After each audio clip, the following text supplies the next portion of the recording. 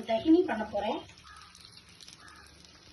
இது வந்து ஒரு பேனில் வந்து வெள்ளை எள்ளை போட்டு வறுத்துக்கலாம். ஆலிவ் ஆயில் ஊற்றி மிக்சியில் அரைச்சிக்கணும்.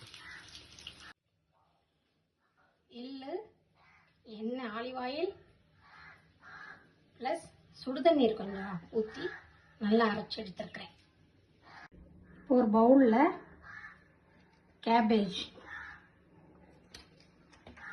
கேரட், கேப்சிகம், லெட்யூஸ் இருந்தால் போடுங்க. லெட்யூஸ் என்கிட்ட இல்லை. இது வந்து ஆப்பிள். இதுக்கு ஒரு நல்ல ஃப்ளேவர் கொடுக்கும். ஸோ ஆப்பிள் நான் போடுறேன். அரைச்சதை எள்ளு பேஸ்ட்டை இதில் போட்டுக்கணும். அப்புறம் கொஞ்சம் ஹனி, தேவைக்கு கொஞ்சம் ஹனி, கொஞ்சம் சோயா சாஸ்,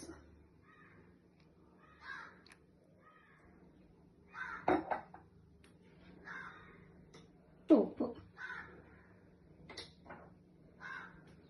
பவுடர்.